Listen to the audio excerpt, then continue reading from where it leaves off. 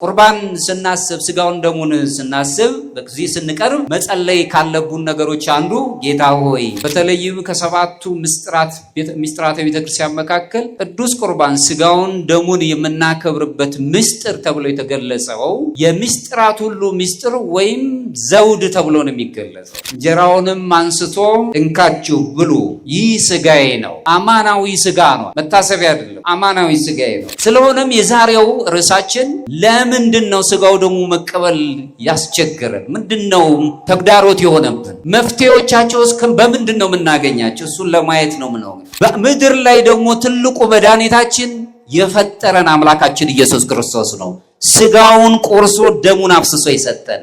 ስለሆነም ብቁ አለመሆናችን ከክርስቶስ ለመሸሽ ምክንያት ሊሆነን አይገባም ነው። ከኔ ጋር ናቸው። ቀራጭ ነው የተባለው ማህበረሰቡ በጣም ንቆት የነበረውን ወደ እርሱ አቅርቦ፣ ዘኬዎስ በቁመቱ አጭር ነው የነበረው ዛፍ ላይ ተንጠልጥሎ ዛሬ በቤት ውስጥ ማዕድ መገባለሁ። ዝቅ ያሉትን ከፍ አድርጎ የሚያይ አምላክ ስናጣ ማጣታችንን ይመለከታል። ዝም ብሎ የሚተውን አምላክ አይደለም። በማጣታችን ውስጥ ተስፋ እንዳንቆርጥ ያደርገናል። ነገ በማጣታችን ማግኘት እንዳለብን ያስተምረናል። በእሷ ነው ወደዛ የምንቀርበው።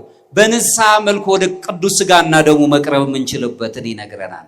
ይልቁንም ዋናው ጉዳይ ምንድነው? እዚህ ላይ የምንቀርበው በንስሐ ልብ ውስጥ ሆነን ወይስ ዝም ብለን ነው? በድፍረት ነው የቀረብነው? እሱ አንድ ጥያቄ ውስጥ መሆን አለበት። ለመመራመር አይምሯችን እንወጣዋለን እንወርደዋለን። ለማን ነው ንስሐዬን መጀመሪያ ስምነግረው? ምን ያህል ታማኝ ነው የምነግረው ሰው ብለን ነው የምናስበው። እንወጣለን እንወርዳለን። ንጹህ ለመሆኑ ነው የምንቀርበው። ስጋውን ደሙን የምንቀበለው ለመንጻት ነው። ስለዚህ ይቅር ባለማለታችን ምክንያት ስጋውን ደሙን ሳንቀበል ስንቀር ከክርስቶስ ጋር ያለንን ህብረት እያጠፋ ነው ማለት ነው። ይህም በደንብ አድርገን ማየት ነው። ነፍስ መንፈስ የሚባላል። መንፈሳዊ ከመሆናችን በፊት ሰዎች መሆናችንን ማረጋገጥ። ሰው ሆኖ እያለ ማነ ተብሎ አይጠየቅም። ዓለም ግን እያለን ያለው ይሄ ነው። አባታችን ቅዱስ ይስሐቅ ሶርያዊ ሲናገር አንተ ከራስህ ጋር ታረቅ፣ አንተ ከራስህ ጋር ስትታረቅ በዙሪያ ያሉ ሰዎች ሁሉ ሰላም ያገኛሉ፣ በሺህ የሚቆጠሩ ነፍሳት ሁሉ ሰላም የኛ ሰላም ማጣት የአገር ሰላም ማጣት ነው። በጋብቻ አልተወሰንኩም፣ ወጣት ነኝ፣ የሚገጥመኝ ነገር አይታወቅም፣ ምን እንደምሆን አላቆምና መዳፈር እንዳይሆንብኝ እንዴት ይሻል?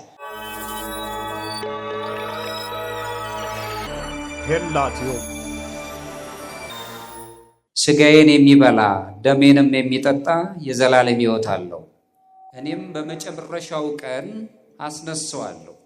ስጋዬ እውነተኛ መብል ደሜም እውነተኛ መጠጥ ነውና ስጋዬን የሚበላ ደሜንም የሚጠጣ በእኔ ይኖራል፣ እኔም በእርሱ እኖራለሁ።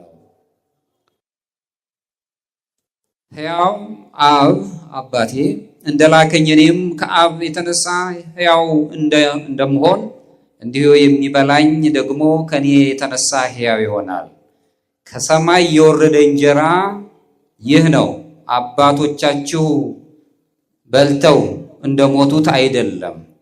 ይህንን እንጀራ የሚበላ ለዘላለም ይኖራል። የሕይወት ማዕድ ያልነው ይህንን ነው።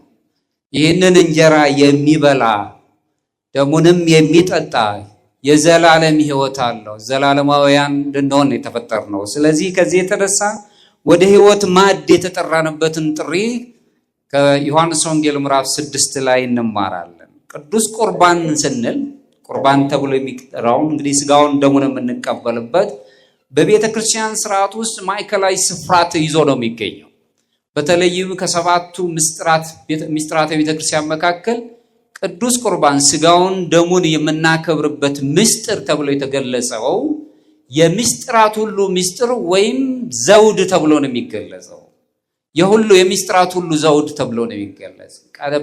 በደንብ ማየት ያለብን መሰረታችን በጥምቀት ይሆናል ከምስጢራተ ቤተ ክርስቲያን። በኋላም ደግሞ የሕፃን ልጅ ከተጠመቀ የሥላሴ ልጅነት ካገኘ በኋላ ቅባ ሜሮን ይቀባል። ይህ ቅባ ሜሮን ማተብ ነው። ይህንን ካገኘ በኋላ ግን ወደ ቅዱስ ስጋውና ደሙ ይቀርባል። ስጋውንና ደሙን ስንቀበል እነዚህ ሶስት ምስጢራት ቅዱስ ጳውሎስ በመልእክቱ እንደገለጸው ክርስቶስን ልበሱት ብሎ እንደተናገረው አምላካችን ኢየሱስ ክርስቶስን ሱታፊ አምላክ የምናገኝበትን ሂደት መጀመራችንን የምንይዝበት ነው። ስለዚህ የሚስጥራት ሁሉ ሚስጥር ሆኖ እናገኘዋለን። ምክንያቱም ቅዱስ ቁርባን ስርዓት አምላካችን ኢየሱስ ክርስቶስ ራሱ የመሰረተው ስለሆነ የሰጠው ሚስጥር ረቂቅ ስለሆነ ስጋዬን ብሉ፣ ነገ የሚፈተተው ስጋዬ ይሄ ነው፣ ነገ የሚቀዳው ደሜም ይሄ ነው፣ ወይንም ጠጡት። ቅዱስ ቁርባን በሩቁ ታሪክን እየጠቀስንለት የምንናገረው አይደለም፣ ቅርብ ነው፣ ከኛ ጋር ያለው በውስጣችንም ሁል ጊዜ እንዲያድር ትውፊት እየተናገርን ብቻ የትውፊት አካል የሆነ ነገር አይደለም። ሃይማኖታዊ ነገሮችን ብቻ የምንገልጽበት አይደለም። እኛ ራሳችን በሃይማኖት ውስጥ እንድንኖር የሚያደርገን ነው። ቅዱስ ቁርባን ቤተክርስቲያን በአምላካችን በኢየሱስ ክርስቶስ የማዳን ስራ ውስጥ የአምላካችን ሰው የመሆኑን ሚስጥር ሞት፣ ትንሣኤ እና በህብረት እንድንኖር ከሱ ጋር በህብረት ትኖራላችሁ የባህሪው የመለኮት ባህሪ ተካፋይ ትሆናላችሁ ነው የሚለን ቅዱስ ጴጥሮስ ሲናገረን ሁለተኛ ጴጥሮስ ምዕራፍ 2 ላይ። ስለዚህ አምላካችን ኢየሱስ ክርስቶስ በመጨረሻው ሰዓት ላይ ሐሙስ ቀን እንጀራውንም አንስቶ እንካችሁ ብሉ፣ ይህ ስጋዬ ነው። አማናዊ ስጋ ነው፣ መታሰቢያ አይደለም፣ አማናዊ ስጋዬ ነው። ጽዋውንም አንስቶ ሁላችሁ ከርሱ ጠጡ፣ ስለ ብዙዎች ለኃጢአት ስርየት የሚፈሰው የሐዲስ ኪዳን ደሜ ይህ ነው። የማቴዎስ ወንጌል ምዕራፍ 26 ከቁጥር 26 እስከ 28 ላይ አምላካችን የተናገረው አማናዊ አድርጎ የገለጸውን ማለት ነው። ስለዚህ እነዚህ ከላይ የገለጽናቸው ቃላት በዕለተ ሐሙስ ላይ የተገለጹት ቃላቶችን ብንመለከት እንዲሁ የተገለጹ ቃላት ብቻ ሳይሆን እጅግ በውስጡ እንድንኖርበት የሚነግሩ ናቸው። የህይወታችን መሰረት ስለሆነ ክርስቶስ ህብስቱን አንስቶ ስጋውን ይህ ስጋዬ ነው ብሎ ወይኑንም አንስቶ ደሙን ወክሎ ይህ ደሜ ነው እንደመወከል አድርጓል የሚገለጸው፣ አማናዊ አድርጎ ነው የገለጸው። ስለዚህ ራሱን ለደቀ መዛሙርቱ አሳልፎ ሰጠ። ነገ ስለናንተ የሚፈሰው ደሜ፣ ስለናንተ የሚቆረሰው ስጋዬ ይህ ነው ብሎ አሳልፎ ራሱን ሰጣቸው። ህዝቡም እንግዲህ በዚሁ የማዳን ህይወት ውስጥ እንዲኖሩ አስቀድሞ ይህ ስጋዬ ነው ዘላለም ህይወት እንድታገኙ አላቸው። ዮሐንስ ወንጌል ምዕራፍ 6 ከቁጥር 48 ላይ ቅድም ያነበብኩት የህይወት እንጀራ እኔ ነኝ። ብዙ ዕብራውያን ከግብጽ ባርነት ሲወጡ ከሰማይ መና እየወረደ ተመግበው ነበር። ያም የተመገቡት ምግብ ግን ጊዜያዊ ለቁመተ ስጋ የሚያገለግል ይሆናል እንጂ ዘላለማዊነትን የሚያሰጥ አይነበረም። የዘላለም ህይወት የሚሆነው እኔ እናንተው ጋር ያለው ስጋዬን ብሉ ደሜንም ጠጡ። አይሁድ ግን ግራ ይጋባል። በአይሁድ አይምሮ ግን ግራ ተጋብተው እንደነበር እንረዳለን። ከቁጥር 56 ላይ ራሱ አምላካችን ሲናገር ስጋዬን የሚበላ ደሜንም የሚጠጣ በእኔ ይኖራል እኔም በእርሱ እኖራለሁና ሱታፊ አምላክ እንድናገኝ ሚስጥሩን ገለጸልን።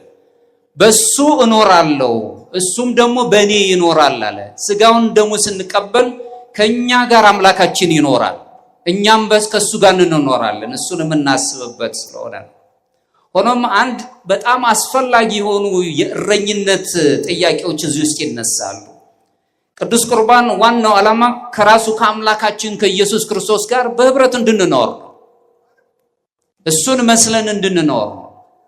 የምንቀበለው ስጋና ደም በማክበር በፍቅር እሱን መስለን እንድንኖር ነው። ግን ብዙ ጥያቄዎች አሉ እዚህ። ክርስቶስ ወደ ማዕዱ የሚጠራን ከሆነ ለምን አንዳንድ ጊዜ እርቃናችንን ቆመን ለብቻችን እንታያለን? አንዱ ጥያቄ ይሄ ነው። አንዳንድ ክርስቲያኖች ሲያነሱ ለምን ዘወትር በቅዳሴ ላይ እየተገኙ እንገኛለን ሁላችንም፣ ነገር ግን ከቅዱሱ ሚስጥር በጣም ሩቅ ነው ያለ ነው። አምላካችን ግን ቅርብ ነው፣ የቅርብ አምላክ ነው። ለምንድን ነው የራቅነው? ሌሎችም ደግሞ ራሳቸውን እንደማይገባቸው አድርጎ ይቆጥራሉ። ከትህትና አንጻር ከሆነ መልካም ነው። ግን አምላካችን እግዚአብሔር የሰጠው ለጻድቁም ለሀብቱም ለሁሉም ነው ስጋዬን ብሉ ጠጡ ብሎ ይተናል። ስለዚህ ለምንድን ነው የሚርቁት? አንዳንዶችም ደግሞ በራሳቸው በኃጢአት በእፍረት ይቅር ባለማለትና በፍርሃት በመጠራጠር ወይም ሌላው ይቅርና ዝግጅት በማጣት ምክንያት በመንፈሳዊ ዝግጅት ውስጥ ባለመኖር ምክንያት ሌላው ይቅርና ከባዱ የሆነው ኃጢአት ደግሞ ከስንፍናም አንፃር ወደ ስጋውና ደሙ የማይቀርቡ ሰዎች እንዳሉ ይታያል።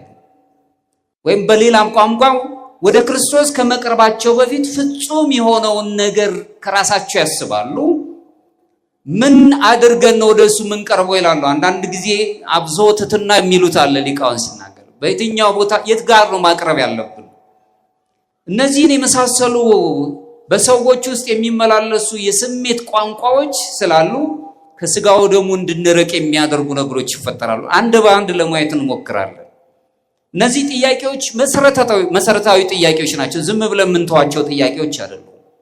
ጥያቄዎቹ መሰረታዊ ጥያቄ ቢሆኑም ግን ከእግዚአብሔር ጸጋ እንዲያርቁን ግን ምክንያት መሆን ያለባቸው፣ ከጸጋው እንድንርቅ ምክንያት መሆን የለባቸው። የጥንት ቤተክርስቲያን የመጀመሪያው ክፍለ ዘመን ላይ የነበረችው ቤተክርስቲያን ቅዱስ ቁርባንን እጅግ ታላቅ ነገር ከማድረግ የተነሳ ብዙ ሰማዕታት እንደውም በካታኮምብ ውስጥ ሆነው ስጋዬን የበላ ደሜን የጠጣ የዘላለም ሕይወት አለው የሚለውን በግበበ ምድር ውስጥ ሆነው ይህንን ሲጸልዩና ወንጌሉን ሲያነቡ ሲሰሙ ጭፍሮቹ ወይም አህዛቦች እነዚህ ሰዎች የሰው ስጋ በሎች ናቸው ብለው ያሳድዷቸው ነበር።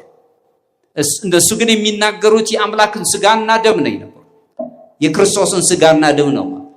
በዚያ በመጀመሪያው ክፍለ ዘመን ከነበረው እስከ ሁለተኛ ክፍለ ዘመን የነበረው አግናጢዮስ ምጥው ለአንበሳ የተባለው ወይም ኢግኔሽየስ ተብሎ የሚታወቀው ሰማዕት ክርስቲያኖች የምስጢረ ቁርባን ስጦታዎች እንደሆኑ ይነግራል። ሰው የሆነው የክርስቶስ ስጋ እና ደምን እንዲቀበሉ አብራርቶ በጻፈበት አንቀጹ ላይ ሰዎች ራሳቸው የቅዱስ ቁርባን ስጦታዎች ናቸው ብሎ ነው የሚናገረው። ከእግዚአብሔር ጋር ለመኖር አግናጢዮስ ምን ይላል? ቃል በቃል ሕያው መድኃኒት የሆነውን እንዳንሞትም የሚከለክለን ነገር ግን በአምላካችን በመድኃኒታችን በኢየሱስ ክርስቶስ ዘላለማዊ እንድንሆን የሚያደርገንን ያንን አንዱን እንጀራ እንመገባለን ይላል።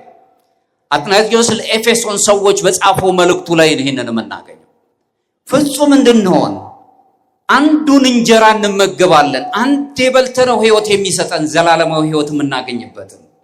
በመጀመሪያ ክፍለ ዘመን ላይ የነበሩት የክርስቲያኖች ሰማዕትነትን ቢቀበሉም ሁልጊዜ ግን ሕይወታቸው ለቅዱስ ቁርባን የተሰጠና ማዕከል የሚያደርጉትን አምላካቸው ኢየሱስ ክርስቶስን መሆኑን ከዚህ መረዳት እንችላለን።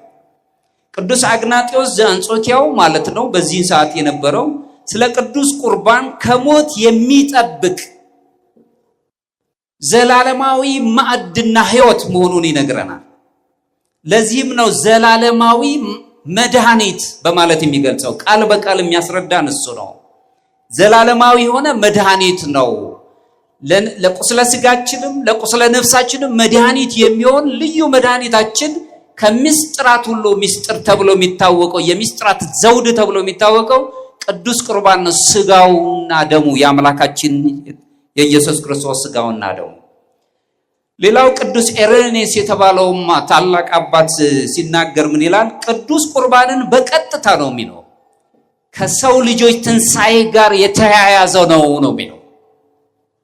በቀጥታ ሁላችንም እንሞታለን፣ በኋላ ጊዜ እንነሳለን። ቅዱሱን ስጋውን ክቡር ደሙን በበላን በጠጣን ጊዜ ግን ዘላለማዊ ሕይወት ተካፋዮች ስለምንሆን ከትንሣኤያችን ጋር የተያያዘ ነው ብሎ ነው የሚያስረዳ። ቅዱስ ቁርባን የደከመውን የሰው አካል የእግዚአብሔር የዘላለም ስጦታ ያደርገዋል ይላል። ለመቀበል ብቁ መሆንን የሚያስረዳ ነገር ብቻ ይዘን በትህትናና እግዚአብሔር ሁሉን እንደሚችል እኛ ደካማ ብንሆንም እሱ ሁሉን እንደሚችል አድርገን እስከቀረበን ድረስ ለዚህ የተሰጠን ልዩ ስጦታዎች መሆናችንን ማመን አለብን ነው የሚላን ቅዱስ ኢሬኔስ። ስለሆነም የዛሬው ርዕሳችን ለምንድን ነው ስጋው ደሙ መቀበል ያስቸገረን? ምንድነው ተግዳሮት የሆነብን? መፍትሄዎቻቸውስ በምንድን ነው የምናገኛቸው? እሱን ለማየት ነው ምነው። ከሕይወት ማዕድ የሚያርቁ መንፈሳዊ ረብሻዎች ምንድን ናቸው? ብዙ ተረብሸናል፣ በዓለም ተጨንቀናል። ቤቶቻችን የረብሻ ሆነዋል። ከቅዱሱ ማዕድ በራቀን ቁጥር ህይወት ይረበሻል። እንቅፋቶቹስ ምንድናቸው? ወደዛ እንዳንቀርብ የሚያደርጉን ምንድናቸው? ክርስቶስ እነዚህ እንቅፋት የሆኑትን ነገሮች እንድናሸንፍ ምን ሊረዳን ይችላል? እሱን ማየት አለብን። የመጀመሪያው እንቅፋት ምንድነው ካለን እኔ ብቁ አይደለሁም የሚል ቃል ነው። ከኔ ጋር ናችሁ? እኔ ብቁ መልካም ነው። እኔ ብቁ አይደለሁም ለስጋውና ደሙ። በደንብ አስቡት። የመቶ አለቃው ልጁ ታሞበት ልጄን ታድንልኝ ዘንድ ወደ ቤቴ ና አድንልኝ አለ። እንግዲያውስ አድንልሃለሁ አለ። ስለዚህ ወደ ቤቱ እንዴት? አይ የለም በቃልህ ብቻ ይዘዝ። የዛሬ ሳምንት ለማንሳት ሞክቻለሁ። ቤቴ አንተን ትቀበል ዘንድ አቅም የላትም። አንተን የምትቀበልበት አቅም የላትም። ስለዚህ በቃልህ ብቻ ይዘዝ፣ አጋንንት ይጠፋሉ። አይገባኝም፣ ለዚህ ነገር ብቁ አይደለሁም ማለት መልካም ሆኖ የእግዚአብሔር ጸጋን ግን እንዳይሸፍንብን መጠንቀቅ አለብን። ክርስቲያኖች ከቅዱስ ቁርባን ለመራቅ ከውስጣቸው እጅግ የተለመዱ ምክንያቶችን ያነሳሉ። አንደኛው ለመቀበል እኔ ዝግጁ አይደለሁም፣ ወደ ጡረታም እየወጣሁ አይደለም፣ ልጆች ገና አሳድጋለሁ፣ መውጣት መውረድ አለብኝ፣ ነግዳለሁ፣ አተርፋለሁ፣ ብዙ ነገሮች እግዚአብሔርን ላሳዘን ይችላለሁ። ከኔ ጋር ናችሁ? ከሞት ጋር ግን ማንም ሰው ቀጠሮ ያዘ የለም። ሞታችንን ተሸክመን ነው እየዞርን ያለነው። በጣም በሚደንቅ ሁኔታ ሞታችንን ተሸክመነው ትልቅ መኪና ላይ ወጥተን አብረነው ነው እየሄድን ያለነው። መኪናውም ይሄዳል፣ እኛም አብረን አልወረድነውም። ሸክሙን ሁልጊዜ ተከትሎን ነው ያለው። ከሞት ጋር ቀጠሮ የለንም። በዚህ አባባል ውስጥ እጅግ የጠለቀ እውነትን ማግኘት እንችላለን። ምክንያቱም ከኛ መካከል ማንም ቢሆን ክርስቶስን የመቀበል አቅም ያለው ሰው የለም። ከኔ ጋር ናችሁ? ቅዱሳኑ እንኳን በአንተ ቸርነት ነው ቢሉት፣ በአንተ ቸርነት ለዚህ የበቃ ሰው የለም። ቅዱስ ቁርባንን የምንቀበለው ስለበቃን ሳይሆን እንድንበቃ ነው፣ ስለሚያበቃን ስለምናምን ነው። ስለዚህም ነው ነቢየ እግዚአብሔር ቅዱስ ኢሳይያስ ሲናገር ምዕራፍ 6 ከቁጥር 5 ላይ ራሱ የእግዚአብሔርን ክብር ካየ በኋላ ከንፈሮቼ ረከሱብኝ፣ ሰው ስለሆንኩኝ አለ ከንፈሮቼ ረከሱብኝ፣ ጠፍቻለሁና ወዮልኝ፣ ወደ አንተ መቅረብ አልችልም ነው። ከኔ ጋር ናችሁ? ወደ አንተ መቅረብ ነቢያት እንኳን እንዲህ ይህንን ቃል ያወጡን ነበር፣ ይናገሩ ነበር። ስለሆነም ብቁ አለመሆናችንን መረዳት በራሱ ችግር አይደለም፣ መልካም ነው። ነገር ግን እንዲሁ ብቁ አለመሆናችንን በአግባቡ መረዳት ብቻ የክርስትና ትህትናን በደንብ አይገልጽም። ብቁ ካልሆንኩኝ የእግዚአብሔርን ቸርነት ጠይቄ ወደ ንስሐ ቀርቤ አምላኬን ማግኘት አለብኝ። ብቁ ስላልሆንኩኝ ነውና ያልቀረብኩት ብለን ከፍርድ አናመልጥም። እሱን ማሰብ አለብን።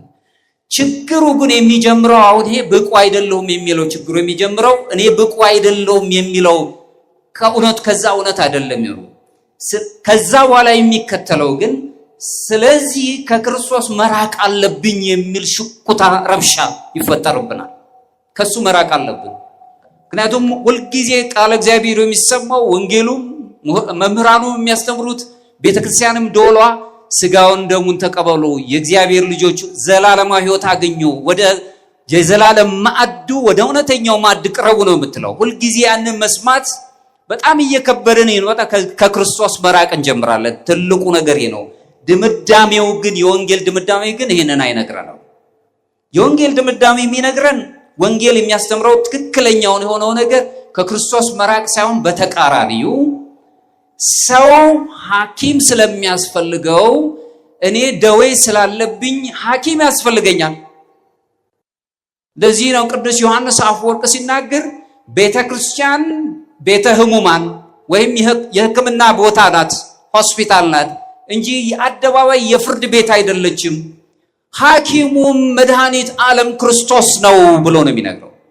ካህናት ረዳት እንደራሴዎች ናቸው ብሎ ነው የሚነግረው። ስለዚህ የታመመ ሰው ሐኪም ያስፈልገዋል። ሰው ምግብ አያስፈልገኝም አይልም። እየተበራበ መቼም ምግብ አያስፈልገኝም ብሎ አይልም። ለቁመተ ስጋም ቢሆን ያስፈልገዋል። ሌላው ሰው ልጅ ውሃ አያስፈልገኝም ብሎ አይናገርም። ኃጢአተኛው ሰው ደግሞ በኃጢአት ውስጥ እንኳን ቢኖር መድኃኒት ያስፈልገኛል። ክርስቶስ የመጣው ለኛ ነው፣ ሊያድነን ነው የመጣው። ራሱ መድኃኒት ሆኖ ሊያድነን ነው የመጣው። ለዚህም የማቴዎስ ወንጌል ምዕራፍ 9 ከቁጥር 12 ላይ ክርስቶስ ሲናገር ሕመምተኞች እንጂ ባለጤናዎች ባለመድኃኒት አያስፈልጋቸውም ይላል። ከኔ ጋር ናችሁ? ግልጽ ነው። በሽተኞች የታመሙ ሰዎች ነው መድኃኒት የሚያስፈልጋቸው፣ ባለመድኃኒትም የሕክምና ባለሙያ የሚያስፈልጋቸው።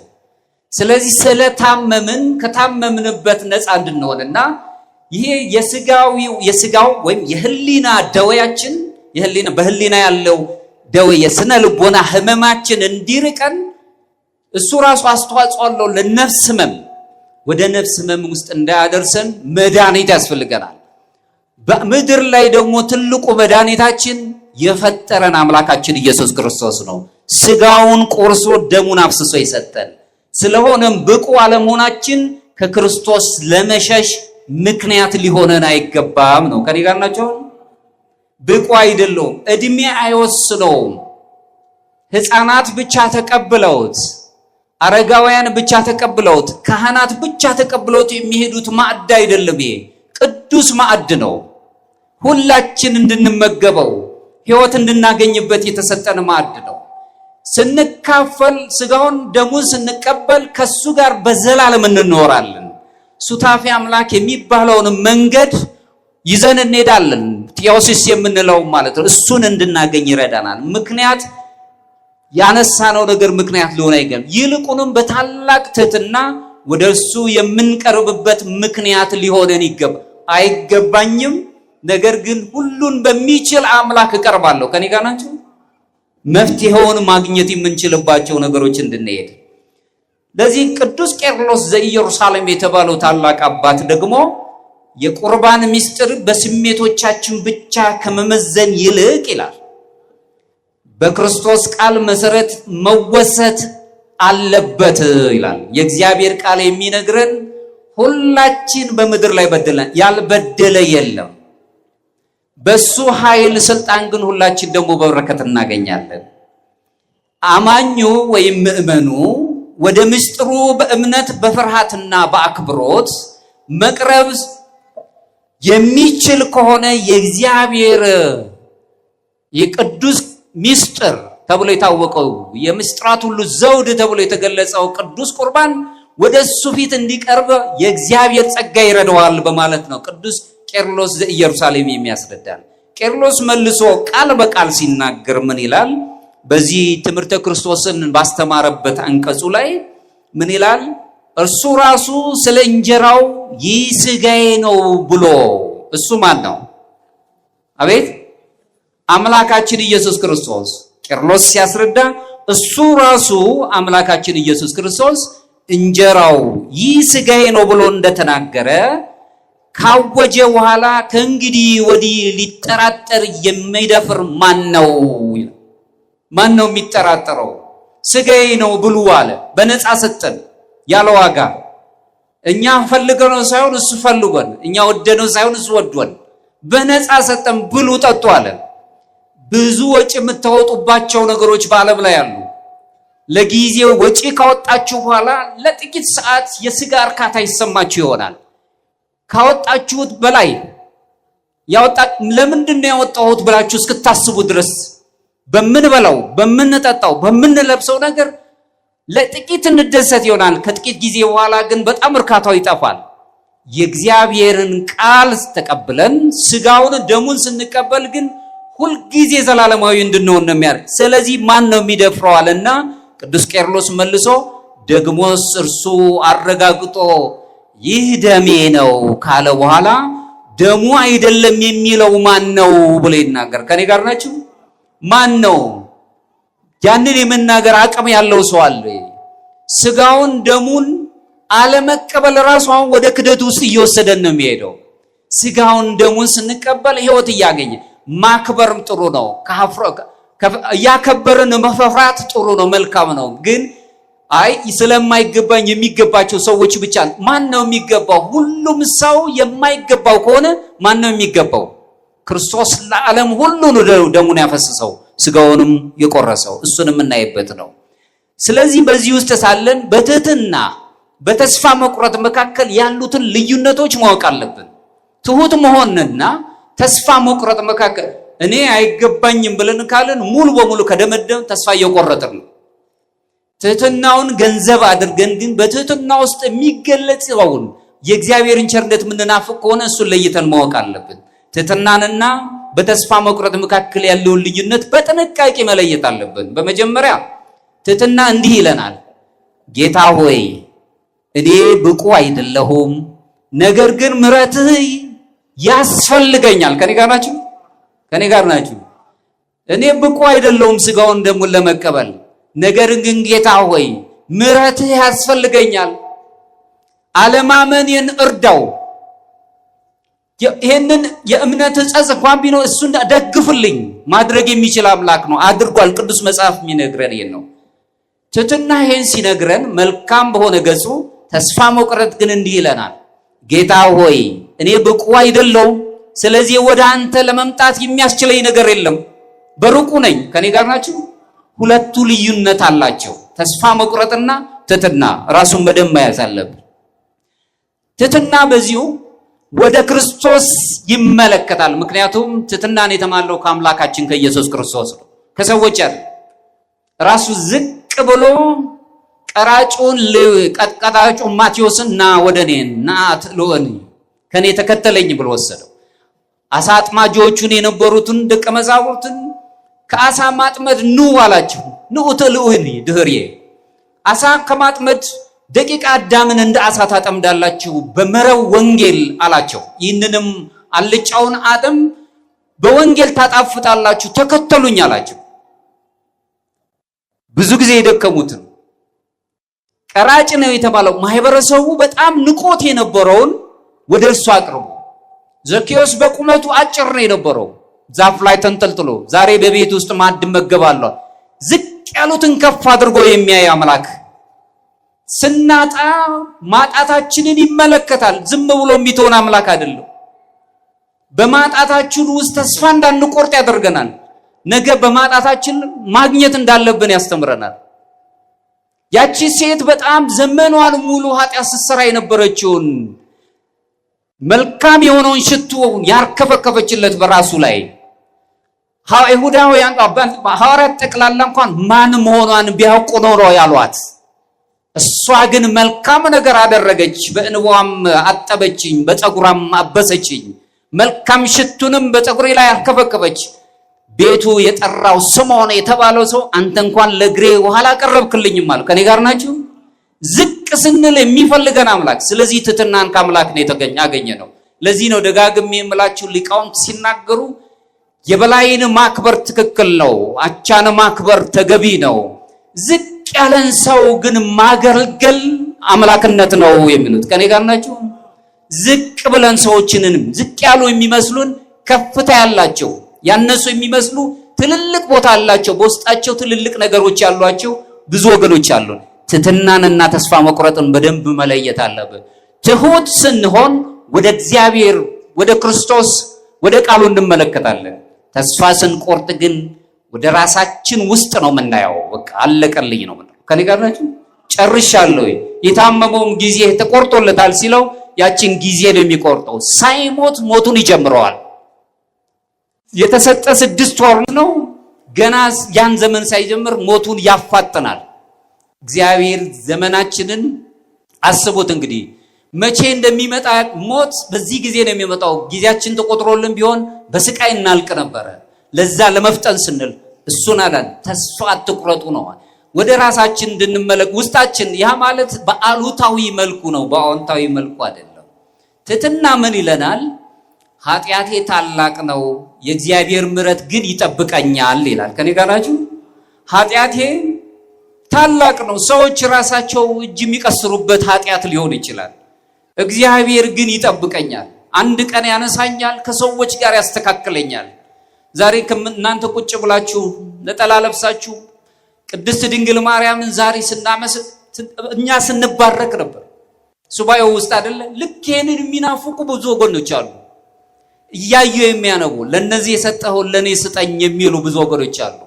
ኃጢአቴ ታላቅ ነው፣ የእግዚአብሔር ምሕረት ግን ይጠብቀኛል ማለትን መልመድ አለብን። ከኔ ጋር ናችሁ? አሁን ይሄ ከሆነ ተስፋ መቁረጥ ደግሞ ምን ይለናል? ኃጢአቴ ከእግዚአብሔር ምሕረት ይበልጣልና መሸሽ አለብኝ ነው የሚለን። ከኔ ጋር ናችሁ? ኃጢአቱን ከእግዚአብሔር ምሕረት አብልጦ ነው የሚያየው ተስፋ የቆረጠ ሰው። በእነዚህ ምክንያቶች ወደ ቅዱስ ሥጋና ደሙ ለመምጣት ይከለክለናል፣ ተግዳሮት ይሆንብናል። ቀራጩን አስታውሱት። የሉቃስ ወንጌል ምዕራፍ 18 ከቁጥር 13 ላይ ምን ይላል? ቀራጩ ኃጢአተኛ መሆኑን ተመለከተና ቀና እንኳን ማለት አልችልም አለ። ወደፊት አንተን ልዑል መንበርን ማየት አልችልም። ራሱንም ወቀሰ። ይልቁንም በቤተ መቅደስ ውስጥ ገብቶ እንዲህ አለ፣ አምላኬ ሆይ እኔን ኃጢአተኛውን ማረኝ። ከኔ ጋር ናችሁ? አምላኬ ሆይ እኔን ኃጢአተኛውን ማረኝ፣ እንደዚህ ቀራጭ ስላላደረከኝ አላለም። ከኔ ጋር ናችሁ? ዝቅ ብሎ ራሱን ማረኝ ብሎ ተናገረ። እዚህ ውስጥ አጭር የሆኑ ጸሎት አጫጭር ናቸው። ኪሪያላይሶ የምትለው ነው፣ ወይም ኪሪያላይሶ አቤቱ ይቅር በለን፣ አቤቱ የክርስቶስ አንተ ይቅር በለን ብለን የምንጸልየው አጭር ጸሎትን እዚህ እናያለን። የእውነተኛ የንስሐ ፍሬዎቹ በዚህ ውስጥ ነው የምናየው። ቀራጩ ራሱን አላመጻደቀም፣ ራሱንም ከሌላ ጋር አላነጻጸረም። የእግዚአብሔር ሞገስን አግኝቻለሁ ብሎም አልተኩራራም፣ ዝቅ ነው ያለው። በቀላሉ በእግዚአብሔር ምሕረት ላይም ደግሞ እንዲሁ እሱ እንደሚምረው ስለሚያውቅ በሱ ተመካ። እግዚአብሔር አንተ ኃጢአተኛ ነኝ፣ አንተ ማረኝ፣ ይቅር በለኝ እንደሚምረው አምኗል። ስለዚህ ከትህትናና ከተስፋ መቁረጥ ጋር ያሉትን ነገሮች በዘም እናነጻለን። ስለዚህ መፍትሄው ምን ይሁን ነው? እኔ ብቁ አይደለሁም ለሚለው ሁለቱን መለየት አለብን፣ ተስፋ መቁረጥንና ትህትናን ለይተን ማወቅ። ስለዚህ አንደኛው እኔ ብቁ ነኝ ማለት የለብንም። ብቆች አይደለም ለእግዚአብሔር ለመልካሙ ነገር ለመቅረብ እኛ ብቆች አይደለንም። ትሁት መሆን ተገቢ ነው። በሌላ መልኩ ግን ልቀርብ የማልችል እጅግ ብቁ ያልሆንኩ ነኝ ከማለት ይልቅ ጌታ ሆይ እኔ ብቁ አይደለሁም፣ ነገር ግን ምሕረትህ ይጥራኝ፣ የመጣውንም እንደጠራው ሁሉ አቤቱ ይህ የመምጣቴ ነገር እንደ ጽድቅ ይሁንልኝ ብለን መለመን አለብን። እውነተኛ ክርስቲያን ትሁት ነው እንጂ ተስፋ ይቆረጥ አይደለም። ከኔ ጋር ናችሁ? ስለዚህ ለዚህ እኔ ብቁ አይደለሁም ለሚለው መልስ የሚሆነን ያንን ማመናችን መልካም ቢሆንም ነገር ግን በፍጹም የእግዚአብሔር ምሕረት በላይ በልጦብን መታየት የለበትም። እግዚአብሔር ሁሉ ነው። ሁለተኛው ምንድነው ነው? ሁለተኛው ያልተናዘዝናቸው ወይም ንስሐ ያልገባናቸው ብዙ ኃጢአቶች አሉ። እነሱ ይከለክሉናል።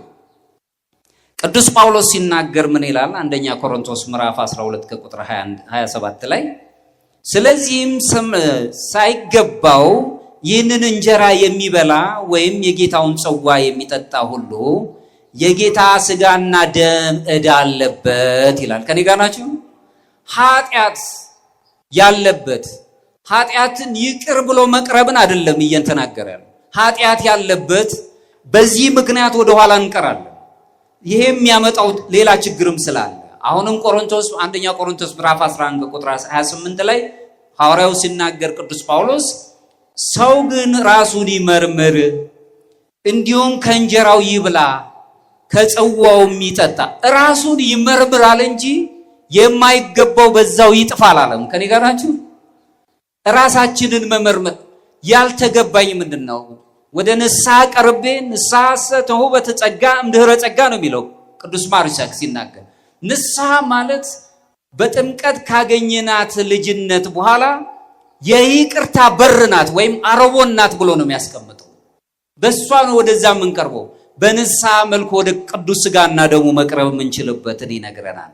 ይልቁንም ዋናው ጉዳይ ምንድነው? እዚህ ላይ የምንቀርበው በንስሐ ልብ ውስጥ ሆነን ወይስ ዝም ብለን ነው በድፍረት ነው የቀረብነው? እሱ አንድ ጥያቄ ውስጥ መሆን አለበት። በኃጢአት ወድቆ በቅንነት የሚታገል ብዙ ምዕመን አለ። ሁላችንም እንወድቃለን፣ እግዚአብሔር ደግሞ ያነሳናል። ቅዱስ ዳዊት ሲናገር ራሱ ባላቸው በእልፍኝ ቤት ውስጥ በሀብት ባለበት ቦታ ላይ ደስ ብሎኝ ከምኖር ይልቅ በእግዚአብሔር ቤት እጣል ዘንድ መረጥኩ ነው የሚለው። ያ ማለት በእግዚአብሔር ቤት ቢወርቁ መነሳት ስላለ ነው፣ ቢያጡ ማግኘት ስላለ ነው። ዳዊት ልባም ነው። መውደቅ እንደወደቀው የሚነሳበትን ነገር ይፈልጋል። ከወደቅን በኋላ ኃጢአታችንን ለንስሐ አባታችን ነግረን መቅረብ የምንችልበት ነገር መፍጠር አለብን። መጀመሪያ ጌታ ሆይ ወድቅ ያለው አንሳኝ፣ ያንተ እርዳታ ያስፈልገኛል ማለት አለብን። ወደ ንስሐ ቀርበን ይህ ፈውስን የሚፈልግ የቆሰለ ሰውነት ምሳሌ ነው፣ ሰውነታችን ላይ ነው። ሁለተኛው ደግሞ እኔ ይህንን መንገድ መርጫለሁ፣ ለመለወጥ ሐሳብ የለኝም። ምክንያቱም ምናባዊ ነው የምትናገሩት ነገር የሚጨበጥ አይደለም። አንዳንድ ጊዜ ሳይንሳዊ በሆነ መልኩ ለመመራመር አይምሯችን እንወጣዋለን እንወርደዋለን። ለማን ነው ንስሐዬን በመጀመሪያ ስምነግረው ምን ያህል ታማኝ ነው የምነግረው ሰው ብለን ነው የምናስበው። እንወጣለን እንወርዳለን፣ ስቃይ ውስጥ እንገባለን። እኛ ማድረግ ያለብን ንስሐ መግባት ነው፣ ወደ እግዚአብሔር መቅረብ ነው። እዳው በዛ ሰው ላይ ነው የሚሆነው። ወደ ንስሐ ነው መቅረብ። በመጀመሪያውና እስከ ሁለተኛ ክፍለ ዘመን ከነበሩት አባቶች መካከል ቅዱስ ጀስቲን ሰማዕት የሚባለው ደግሞ በቤተ ክርስቲያን ትምህርት ውስጥ የሚያምኑትን ሰዎች ወይም የተጠመቁትንና በክርስቶስ ትእዛዝ መሰረት የሚሄዱትን ሰዎች ስጋውንና ደሙን ተቀብለው እንዲሄዱ ከኃጢአት እንዲነጹ እግዚአብሔር በንስሐ እንዲቀርቡ ትምህርት ያስተምራቸዋል። እሱ ምን ይላል ጀስቲን ሲናገር፣ ይህ ምግብ በእኛ ዘንድ ቅዱስ ቁርባን ተብሎ ይጠራል አለ። ከኔ ጋር ናቸው? ይህ ምግብ ቅዱስ ቁርባን ተብሎ ይጠራል። ለእኛ መስዋዕት ሆኖ የቀረበው በመስቀል ላይ የተፈተተው።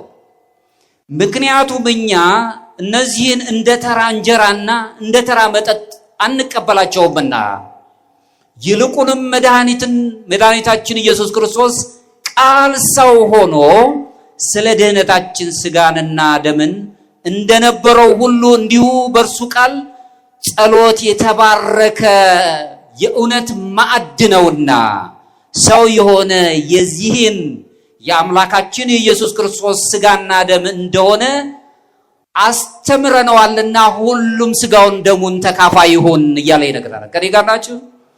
የስጋው ደሙ ተካፋዮች እንድንሆን ነው። ኃጢአታችንን ባለመናገራችን ምክንያት ኃጢአት እየደራረበው ሳለ ብዙ ውጣ ውረዶች አሉብን፣ እየሸሸን እንቀርባለን። መፍትሄው ምንድነው? ሌላው ለኃጢአት መፍትሄው ንስሐ መግባት ነው፣ በንስሐ መኖር ነው። ነቢይ እግዚአብሔር ቅዱስ ዳዊት ሲናገር መዝሙረ ዳዊት መዝሙር 50 ከቁጥር 10 ላይ አምላኬ ሆይ ንጹሕ ልብን ፍጠርልኝ፣ የቀናውን መንፈስ በውስጤ አድስ። ኃጢአት ስለሰራው ነው ባጭሩ። ከእንግዲህ ወደ እግዚአብሔር እንድመለስ አድርገኝ፣ ንጹሕ ልብን ፍጠርልኝ። በጣም በሚደንቅ ሁኔታ እግዚአብሔርና የሰው ልብ ግንኙነት እጅግ የረቀቀ ነው። የውስጥ ነው የሚፈልግ፣ ልብ ደግሞ ውስጣዊ ነው። ውስጡን ነው የሚፈልግ አምላካችን። የልብ ቅንነታችን ይፈልጋል። ልባቸው ንጹሕ የሆኑ ሰዎች እግዚአብሔርን ያዩታል የሚለን መጽሐፍ። ልብናችን ንጹሕ እንዲሆን ንስሐ ማለት በቀላሉ የበደለኝነት ስሜት እንዲሰማን ማድረግ ብቻ አይደለም። ንስሐ ማለት ልብን ሙሉ በሙሉ ወደ እግዚአብሔር እንዲመለስ ማንቃት ማለት ነው። የነቃን መሆን ማለት ነው። ወደ ንስሐ እንድንቀርብ የሚያደርገን እንደ ቤተ ክርስቲያናችን ስርዓት ሁላችንም ወደ ደውሏን ስሰሙት ትምህርቷም ጮሆቷም ሁሉ ንስሐ ግቡ ነው፣ ወደ ንስሐ እንድንቀርብ ማድረግ። ስለዚህ ለሁለተኛው ምክንያት መድኃኒቱ መፍትሄው ንስሐ መግባት ነው። ንስሐ ዓላማው ከእግዚአብሔር ጋር ያለንን ህብረት እንድናድስ እንድንጠግን ያደርገናል። ሶስተኛው እንቅፋት ይቅር አለማለት፣ ቂም፣ ቁጣ፣ ከባድ ጥላቻ በጣም በሚደንቅ ሁኔታ የሰው ልጆችን የውስጥ ደዌ የስነ ልቦና በጣም ጭንቀት ውስጥ የሚከታቸው አንዱ ጥላቻ ነው። እጠላዋለሁ አይባልም። ሰውን በጣም ከባድ ቃል ነው። ያልወደድኩት ነገር አለ ብንል ይሻላል ከስራው። ሰውን ሳየው እጠላዋለሁ፣ ሳየው ደስ አይለኝም አይባልም። ጥላቻ፣ ቁጣ፣ በቁጣችሁ ፀሐይ አይግባ ነው መጽሐፍ የሚለው። ይቅር የማለት መንፈስ ከኛ ሲነሳ ወደ እግዚአብሔር፣ ምክንያቱም ይቅር ከደሙ ንጹሕ ነኝ ንስሐ የገባ ኃጢአቱንም የተናዘዘ ወደዚህ ክቡር ሥጋና ደም ይቅረብ። እጄን ከአፋዊ ንጹሕ እንዳደረኩ እንዲሁ ደፍራችሁ ንስሐ ሳትገቡ ብትቀሩ ለዚህ ለመተላለፋችሁ እኔ መተላለፍ የለብኝ፣ ኃጢአታችሁ ወደ ራሳችሁ ይመለሳል እንጂ ነው። ንጹሕ ለመሆኑ ነው የምንቀርበው። ሥጋውን ደሙን የምንቀበለው ለመንጻት ነው፣ እሱ በቸርነቱ እንዲያነጻል። ስለዚህ ወደዚህ መሄድ አለብን። ይቅርታ የተከፈለ አይደለም። አንዳንድ ጊዜ ትመለከቱ እንደሆነ የወጋ ቢረሳ የተወጋ የሚል ነገር አላቸው። ይቅር ሲባል ፍጹምነት ነው። አውጥቶ በጣም ቢከብድም እንኳን ብዙ የጎዱን ሰዎች አሉ፣ ብዙ ያስጨነቁን ሰዎች አሉ። ምናልባትም ሰው ከርቶን ሊሆን ይችላል፣ ባልፈለግነው መልኩ ክብራችንን አዋርዶት ሊሆን ይችላል፣ በሐሜቱ ውስጥም የሌለንን ስም ሰጥቶን ሊሆን ይችላል፣ ጥፋት አጥፍቶ ሊሆን ይችላል፣ በደልና ግፍን በእኛም በምንወደው ማህበረሰብ መካከልም ፈጥሮ ሊሆን ይችላል። ይሄንን ሁሉ ነገር ተሸክመን የምንሄድ ከሆነ ህመምተኞች ነን። የአይምሮ የስነ ልቦና ህመምተኞች ነው የሚያደርገን። አውጥተን መጣልና የበደለንን ሰው ይቅር በማለት በደሉን ራሱ ማለት ይቅር በማለት ተበዳዮች እንኳን ብንሆንም ይቅር በማለት ነው መቅረብ ያለብን። ህሙም የታመመው እውነተኛ ሰው በዚህ ይቅር ባለማለት የሚመጣውን ህመሙን መንጻት የሚችለው የይቅርታ ልብን በፍጹም ማቅረብ ሲቻለው። በደሉ እውነተኛ የሚሆነው እውነተኛ በደል ሊሆን ይችላል። ነገር ግን ከበደል ነፃ የምንሆነው የበደሉን ሰዎች ይቅር ስንለው። የወደዱንንማ ብንወዳቸው አሕዛብም ይሄን ያደርጉታል። ጠላቶቻቸውን ውደዱ ነው የሚለን። ስለዚህ ክርስቲያን የክርስትና ይቅርታ ማለት በደሉ ወይም ክፉ ነገር ሁሉ አልተፈጸመም ማለት አይደለም። ነገር ግን ክርስቶስ ከጥላቻ ነፃ እንድንሆን እየወገሩት እየሰቀሉት የሚሰሩትን አያውቁምና ይቅር በላቸው። በጣም ይህንን ለዓለም በጣም ሞኝነት ነው። አሁን ይቅር በላቸው። በዚህ ውስጥ የሚኖሩት ክርስቲያኖች ከንጽሐ ሥጋ ወደ ንጽሐ ነፍስ ነው የሚሻገሩት። የይቅርታ መንፈስ ስናይ ውስጣችንን ማንበብ፣ አይምሯችንን የመግዛት፣ ልባችንን የማስከን በግሪክኛው ሄጂኪያ የምንለው የውስጥ ሰላማችንን መጠበቅ እንጀምራለን። በዚህ ውስጥ መኖር እንጀምራለን። አሁንም የማቴዎስ ወንጌል ምዕራፍ 5 ከቁጥር 23 ላይ እንግዲህ መባህን በመሰዊያ ላይ ብታቀርብ በዚያ ወንድምህ አንዳች በአንተ ላይ እንዳለው ብታስብ በዚያ መሰዊያ ፊት መባህን ትተህ ሂድ፣ አስቀድመም ከወንድምህ ጋር ታረቅ። የበደለህም እንኳን ቢሆን ታርቀናህና ሥጋውን ደሙን ተቀበል። እግዚአብሔርን ማግኘት የምንችለው በመታረቅ ውስጥ ነው። ክርስቶስ ይቅርታን ራሱ ማለት ነው በቀጥታ ከመሰዊያው ከቁርባኑ ጋር ያገናኘው። በዚህ ቃል ሂድና መባህን አስቀምጠህ ታርቀና ወደ ቁርባኑ ከመቀረብ በፊት ይቅርታ የሚለውን ቃል ከመሰዊያው መስዋዕት ከሆነው ወይም ደግሞ ከቁርባኑ ጋር ያያያዘው። ቅዱስ ቁርባን የህብረት ምስጢር ነው። በግል ብቻ አብረን ነው። የክርስቲያኖች አንድነት ስብስብ ቤተክርስቲያን ክርስቶስ የሚለውን ነገር ፈጥሮልናል። ስለሆነም በቅዱስ ቁርባን ውስጥ ያለን ተሳትፎ ከክርስቶስ አካል ጋር የምንዋሃድበት ነው ማለት ነው። ስለዚህ ይቅር ባለማለታችን ምክንያት ሥጋውን ደግሞ ሳንቀበል ስንቀር ከክርስቶስ ጋር ያለንን ህብረት እያጠፋ ነው ማለት ነው። ይህም በደንብ አድርገን ማየት ነው። በዚህ ዲዳኬ በተባለው የቤተ ክርስቲያን የጥንት ጽሑፍ ላይ ስንመለከት የቁርባን የሚስጥረ ቁርባን አምልኮ ከኑዛዜ ከንስሐ እና ይቅር ከማለት ጋር ተነጻጽሮ ነው የቀረበው። ለአምልኮ ስንሰባሰብ ይቅር ተባባሉ ነው። እጅ ተነሳሱ ነው እኮ የምንባለው። እጅ መነሳሳት ማለት ጎንበስ ቀና ማለት አይደለም። የውስጥ ሰላማችንን ለማምጣት ያስቀየምነው ሰው ካለ እንኳን ይቅር ብያለሁ፣ ያስቀየመን ካለም ይቅር ብያለሁ፣ ይቅር በለኝም ማለትን መልመድ ማለት ነው። በዚህ ውስጥ መኖር ስንጀው መፍትሄው ምንድነው? ይቅርታን ገንዘብ ማድረግ ነው። በይቅርታ ውስጥ መኖር ነው። በፈቃድ ይቅር ለማለት አንዳንድ ጊዜ በጣም ይከብደናል። ሰዎች ነንና ሥጋ በመለበሳችን ምክንያት ይቅር ለማለት በጣም በውስጣችን ተሸክመነዋለን። ከአንደበታችን ለማውጣት ያስቸግረናል። ግድ የለም ይሄ ነገር እባክህ ብዙ ልመና ያስፈልገናል። ክርስቲያን እንደዛ መሆን የለበትም። ይቅርታ ጊዜ ሊወስድ ይችላል። ራሱ እርቅ ራሱ ጥበብ ይፈልጋል። ዕውቀት ብቻ አይደለም፣ ፍትህም ይፈልጋል። በተለይ ፍትሃዊ መሆን ይፈልጋል። የተበደለን ማህበረሰብ ይቅርበል ብቻ በማለት ፍትሃዊነትን ይፈልጋል። ፍትህ ማለት ደግሞ እውነትን ከሐሰት ለይቶ ማስቀመጥ፣ ከአድሎ ነፃ መሆን ማለት ነው። አንዳንዴ ጤናማ የሆኑ ርቀቶች ስንጠብቅ አላስፈላጊ የሆነው ቅያሜዎችን ልንፈጥር እንችላለን። በፊት የቀረብናቸው ሰዎች በኋላ ምን አይቶብን ነው ቅያሜዎች ሊፈጠር ይችላል። ወጥ የሆነ ባህሪ፣ ወጥ የሆነ ጠባዮቻችንን ማሳየት አለብን። ስለዚህም ቁርባን ስናየስ በዚህ ውስጥ ስንመለከት ጠላቶቻችሁን ውደዱ፣ የሚረግሟችሁንም መርቁ፣ ለሚጣሏችሁ መልካም አድርጉ። ይህን ማድረግ ከቻለን አምላካችን ያደረገው ስለሆነ ወደ ስጋው ደግሞ መቅረብ እንችላለን። ይቅር ለማለት ያስቸግረን የጥላቻ መንፈስ ካለን መድኃኒቱ ይቅር ማለት ብቻ፣ መፍትሄው እሱ ነው። እሱን ማድረግ የምንችለው ይህ ማለት ክፉን ነገር መልካም ነው እንላለን ማለት አይደለም። የተደረገው የተፈጸመው በጣም የሚያስቀይመን ነገር፣ ግፍ የፈዛበት ነገር መልካም ነው እያልን አይደለም፣ ግን አንመልሰው። ስለዚህ ነገር ግን የሌላውን ሰው ክፋት የራሳችን ልብ ወደ ጥላቻ እንዳይመራ የይቅርታ ምንጊዜም የይቅርታ ልብ መያዝ አለብን። ቁርባን ስናስብ፣ ስጋውን ደሙን ስናስብ፣ በዚህ ስንቀርብ መጸለይ ካለቡን ነገሮች አንዱ ጌታ ሆይ የበደለኝን ሰው አንተ ታውቃለህ፣ ይቅር ለማለት ምን ያህል እንደሚከብደኝም ታውቃለህ። በራሴ ኃይል ልቤን መለወጥ አልቻልኩም።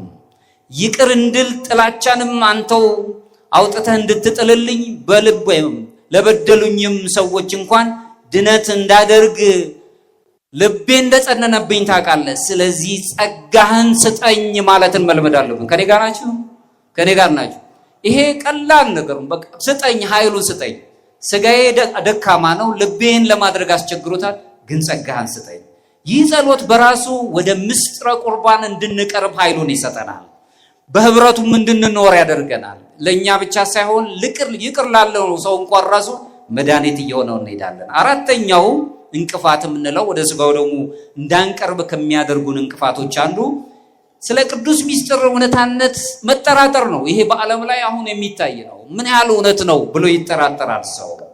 በሁለተኛው ክፍለ ዘመን ከተነሱት አባቶች አንዱ ቅዱስ አግናጢዮስ ዘአንጾኪያ ቅድም ካነሳው ስለ ቁርባን ሲናገር የመድኃኒታችን የኢየሱስ ክርስቶስ ስጋ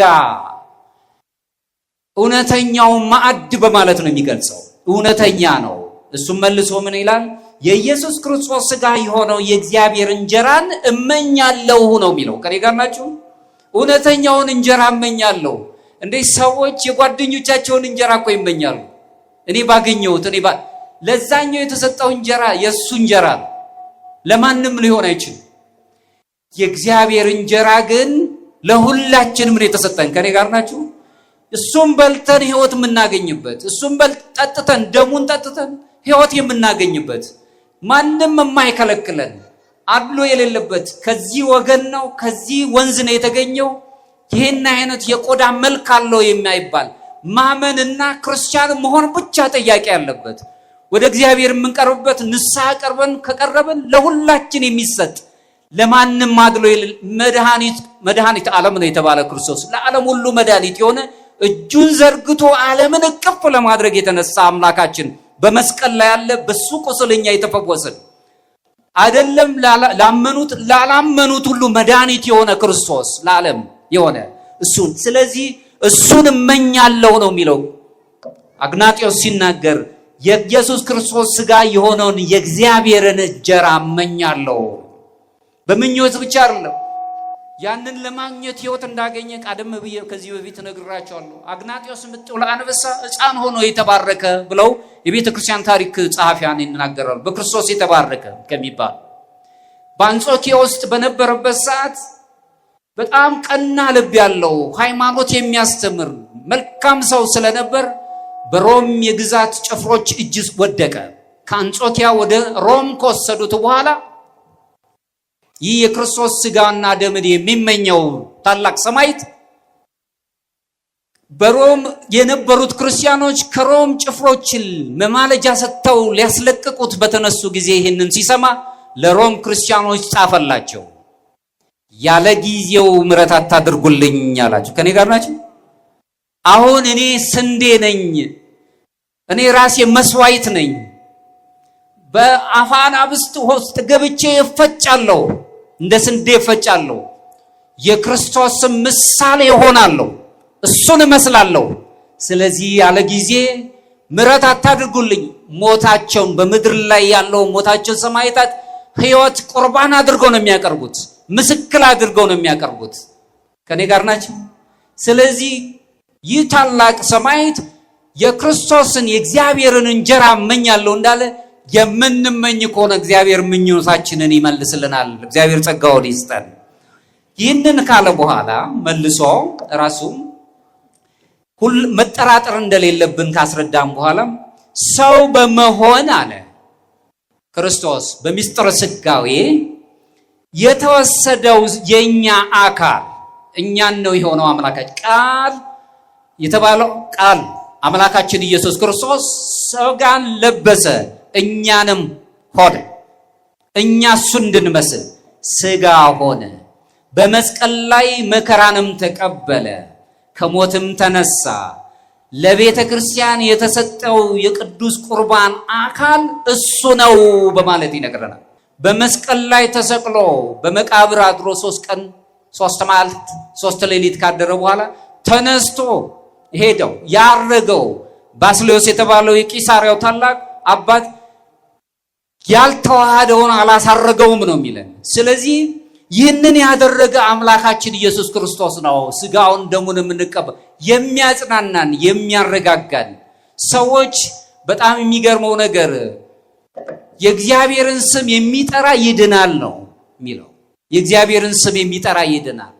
ብዙ ወዳጆች አሉን። በችግራችን ጊዜ ብንጠራቸው አይደለም በአካል በሐሳብ እንኳን አይገኙም። እግዚአብሔር ከኛ ጋር ሲሆን ግን ስንጨነቅ በቤታችን ውስጥ አለ፣ ይመጣል። በሥጋው ለደሙ ደግሞ ስንከብር ደግሞ ቤታችን ይባረካል፣ ልጆቻችን መልካም ነገር ይኖራቸዋል። ይህ በጣም ክፉ የሆነ ዓለም ውስጥ ነው የምንኖረው።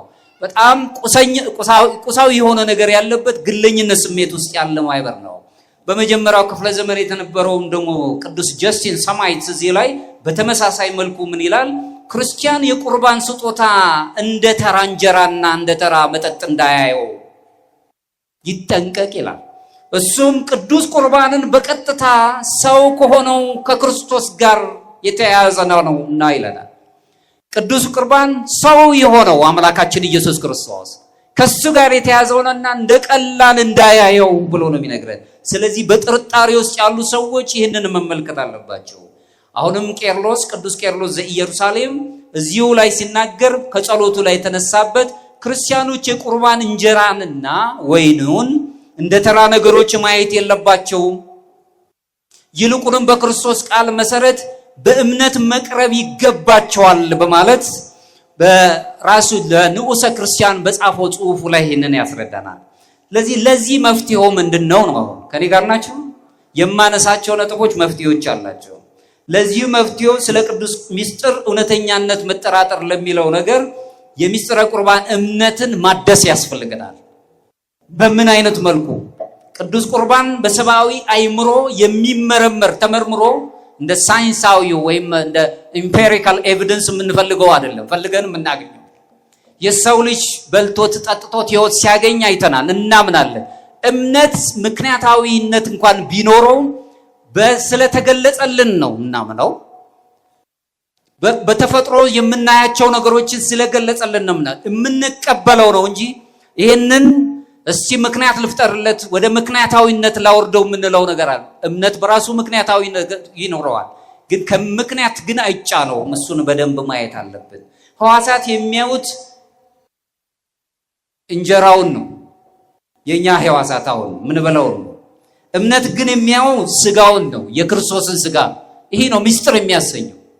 እኛ ረቂቅ በሆነው ዓለም ላይ እንኖራለን ወይ ሱታፊ አምላክ እናገኛለን የምንለው ይሄ ነው። በስጋ ላይ የምናየው እንጀራ ብለን የምናየዋለን። በምናውቀው ሆኖ መጣልን አምላካችን። በጠባብ ደረት በአጭር ቁመት ተወስኖ በቅድስት ድንግል ማርያም ማኅፀን አድሮ እንደ ሰው ስርዓትና ጠባይ ከኃጢአት በስተቀር እኛን ሆኖ እሱን እንድንመስል አደረገን። እኛን ነው የሆነው፣ እሱን በደም ማየት ነው። ሕዋሳት ወይም በስጋ አካላችን ይህ እንዴት ሊሆን ይችላል ብለን እንጠይቃለን። እምነት ግን ክርስቶስ ተናግሮታል ብሎ ያምናል። ከኔ ጋር ናችሁ? ክርስቶስ ተናግሮታል ስጋዬ ነው ብሎ። ለዚህም ነው ማርቆስ ወንጌል ምዕራፍ 9 ቁጥር 24 ላይ ሲጸልይ አምናለው አለማመኔንም እርዳው። ከኔ ጋር ናችሁ? አለማመኔንም እንድፈወስ ብዙ ነገሮች በማውጣት በመመራመር አሁን ክርስትናው ዓለም ላይ ብዙ የፍልስፍና ወይም ደግሞ የስነ ህይወት ምሁራን ክርስትና በራሱ አይምሯችን እንዳንጠቀም ያደርገናል፣ እንዳንመራመር ያደርገናል ይላሉ። ክርስትና ከክርስትና ውስጥ ነው ብዙ ምርምሮች የወጡት፣ ብዙ ነገሮች የታዩት። እኛ ግን ተመራምረን ተፈጥሮን እንኳን ተመራምሮ መድረስ አልተቻለ አይደለም ፈጣሪ በማመን ነው አለማመኔን እርዳው ብለን በዚህ አይነት መንፈስ መቀየር አለብን። ይህንን ካደረግን አሁንም ወደ ስጋው ደግሞ የሚከለክለን ነገር አይኖርም። ስለዚህ ወደዚህ መቅረብ ነው። አምስተኛውን አነሳና ወደ መጨረሻው ሄዳለሁ። አምስተኛውን እንቅፋት በቂ መንፈሳዊ ዝግጅት ያንሰኛል ብለን እናስባለን። መንፈሳዊ ዝግጅት መንፈሳዊያን መሆን አለብን ስንል ምን እያለን ነው? መጀመሪያ ሰዋዊ እንሆን። ሰዎች እኮ በጣም ሰውነታቸው ወድቋል። መንፈሳዊነት ጥግ ነው፣ እግዚአብሔር የምንመስልበት ነው። ሰው በሰውነቱ ክቡር አይደለም። በዓለማችን ላይ አንዱ ትንሽ ነው፣ አንዱ ትልቅ ነው። ሰው በሰውነቱ የሚከበርበት የሰውነት አውድማው ወይም አውዱ ጠፍቷል። በሰውነት መገለጥ የሚችል ሰው አንዳንድ ሰዎች አያስቀኗችሁ? በምንም ነገር ላይ በራሳቸው ባላቸው የህይወት ሚዛን ውስጥ ኖሮ ሰውነታቸው ክቡር ነው። ራሳቸውን የሚያከብሩበትን ያህል ግን ለሰውም ክብር አላቸው። ክብር የሚጀምረው አክብሩኝ በማለት አይደለም። ክብር ሰዎችን በማክበር የሚገኝ ነው። ክርስቶስ ስላከበረን ክቡራን፣ ቅዱሳን፣ ደጋጎች፣ ጻድቃን እንድንሆን አደረገን። ወደ እሱ አመጣን። እሱ አከበረን፣ እኛ ግን አላከበርነው። እሱ ፈለገን፣ እኛ አልፈለግነው።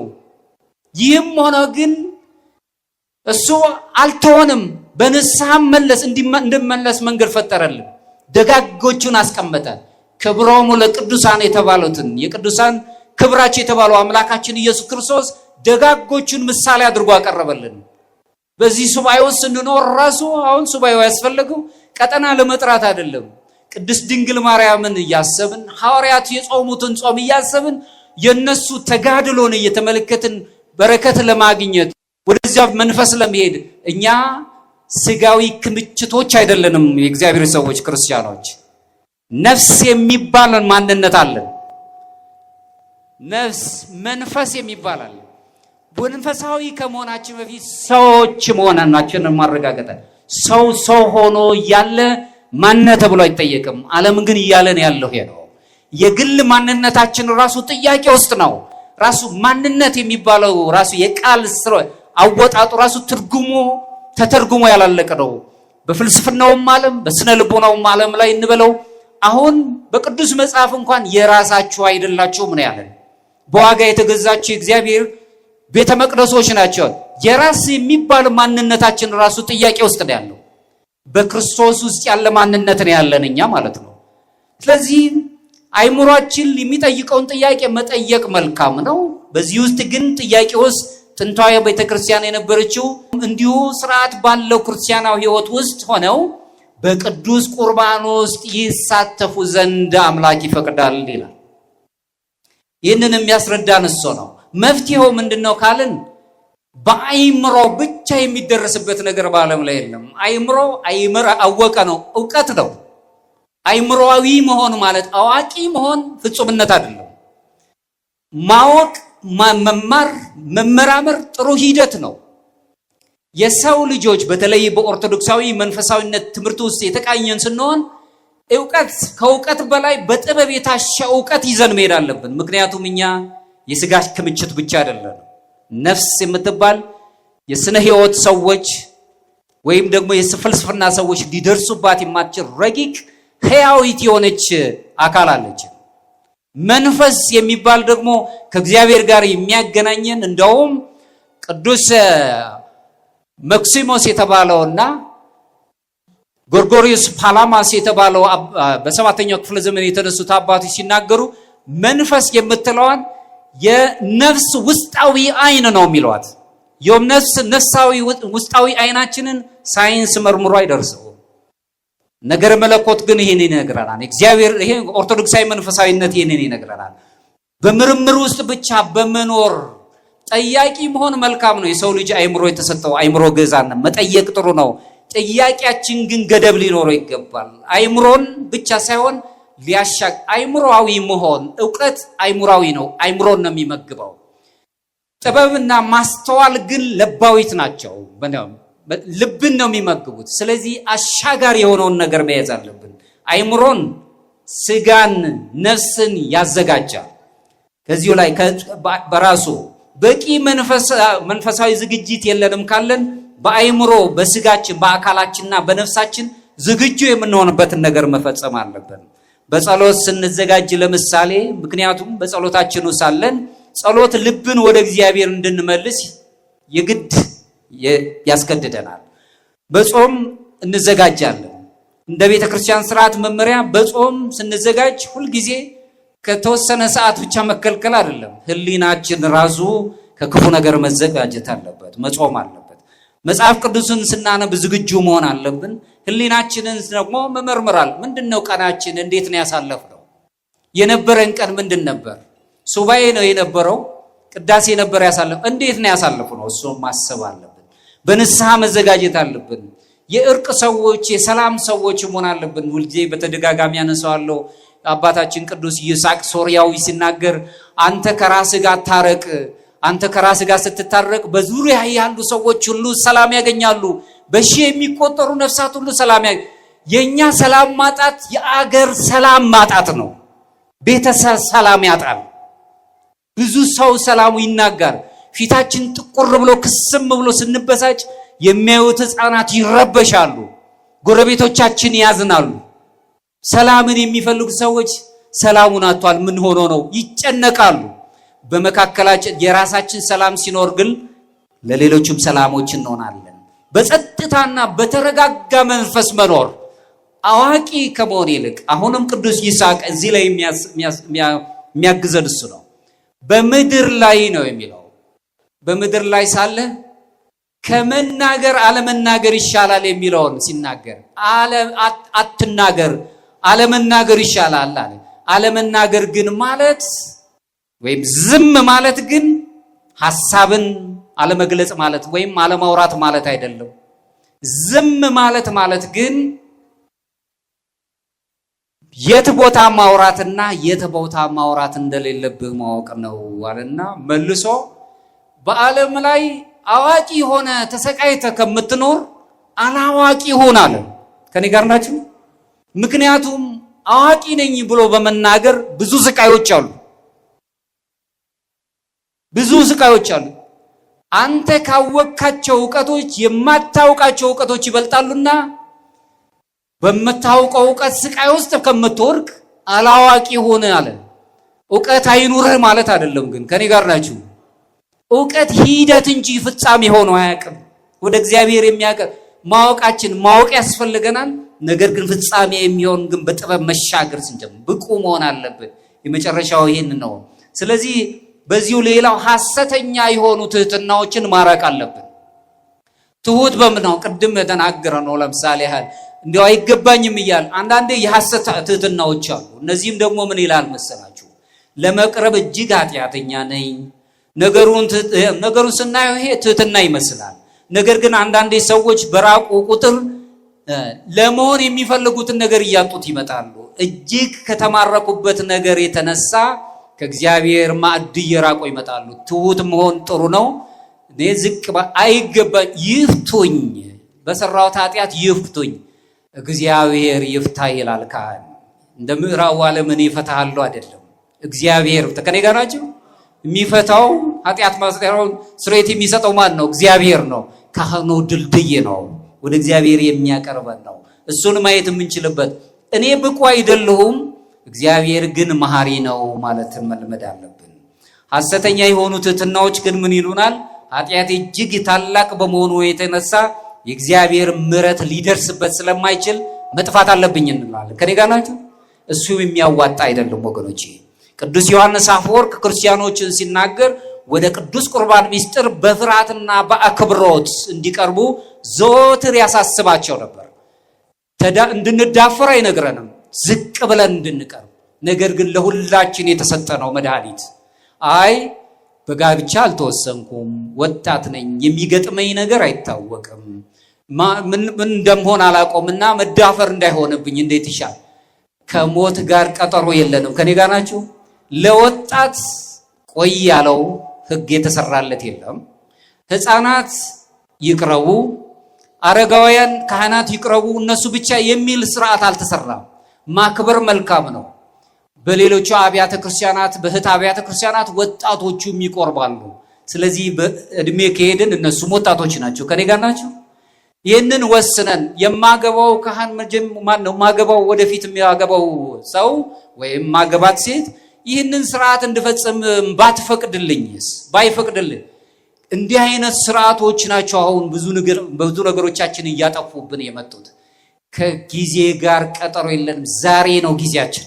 አሁን ነው ጊዜያችን። ስለዚህ ወደ ስጋውና ደሙ ስንቀርብ ሁሉን የሚችል አምላክ ለኛ ደግሞ መርጦ ይሰጠናል። ለምንፈልገው በጋብቻም ውስጥ እንኖር፣ እግዚአብሔርንም እያከበርን እንኖር። እሱ የሚፈቅደውን ነገር ይሰራ። ማመን ብቻ ነው ከኛ የሚጠበቅብን። ይህንን ማድረግ ስንችል እግዚአብሔር ከኛ ጋር ይሆናል። ቅዱስ ቁርባን ግን የምንቀበለው ሱታፊ አምላክን ለማግኘት ነው። ከኔ ጋር ናቸው? ይሄ ሁሉ የሚሆነው እነዚህ ጋሬጣዎች አጥፍተን ወደ መፍትሄው ስንቀርብ ሱታፊ አምላክ ለማግኘት ስጋውን ደሙን ስንቀበል ከክርስቶስ ህብረት ጋር አብረን እንኖራለን። የህብረቱ ተካፋዮች እንሆናለን። ስጋዬን የሚበላ ደሜንም የሚጠጣ በእኔ ይኖራል፣ እኔም በእርሱ እኖራለሁ።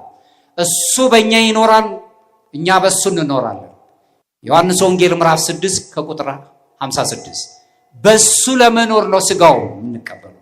እሱ ከኛ ጋር እንዲሆን ነው። እሱን መስለን የምንናፍቃትን መንግስት ለማግኘት። ምክንያቱም ዘመናችን የተገተበ አጭር ዘመን ነው የምንሄደው። ለምንድን ነው በአጭር ዘመኑ ሰው ጥላቻን ይዞ የሚኖረው? ለምንድን ነው ትተነው ለምንሄደው ነገር በጥላቻ ውስጥና በቅናት በቁጣ ይቅር ባለማለት መንፈስ ውስጥ የምንኖር? ለምን በሽታ ይዘን እንኖራለን? እሱን አርቀን መሄድ አለብን። ይልቁንም ማየት ያለብን እኔ በእርሱ እኖራለሁ የሚለውን ቃል መያዝ አለብን። አምላካችን ኢየሱስ ክርስቶስ ስጋውን ደሙን ስንቀበል በእኛ ይኖራል። ስለዚህ ምን እናድርግ? ወደ አበነፍሳችን ቀርበን ኦርቶዶክሳዊት ቤተክርስቲያን ስርዓት አምልኮን መፈጸም አለብን። ንስሐ ገብተን ወደ ስጋውና ደሙ መቅረብ አለብን ማለት ነው። እግዚአብሔር ለዚያ ያብቃን። ጸጋውን በረከቱን ይስጠን። ስጋውን ደሙን የምትቀበሉ እግዚአብሔር አምላክ ያጽናችሁ። ስጋውን ደሙን ከዚህ በፊት ለመቀበል ያሰባችሁ ገና ነን ያላችሁ ለመቅረብ ያብቃችሁ። ሕፃናትን ይጠብቅላችሁ። ቤተክርስቲያን አምላክ ሀገራችንንም ሰላም ያድርግልን። ሱታፊ አምላክ የሚገለጽበትን ስጋውና ደሙን ተቀብለን ሕይወት መንግስተ ሰማያትን እንድንቀርብ እንድናገኝ አምላካችን ቅዱስ ፈቃድ ይሆንልን። ከመቤታችን ረድኤቷን በረከቷን ያሳድርብን። ይቆየን። በስመ አብ ወወልድ ወመንፈስ ቅዱስ አሐዱ አምላክ። ይህ ሄላቱብ ነው። በዚህ ኦርቶዶክሳዊ ቻናል መዝሙር የሚጠብቀኝ አይተኛ፣ ስብከት፣ ቤተ ክርስቲያን የምታስተምራቸው 4 ጉባኤያት አሏት። የተለያዩ ክብረ በዓላትን በቀጥታ መከታተል ይችላሉ። ቻናላችንን ሰብስክራይብ በማድረግ አገልግሎቱን ያግዙ።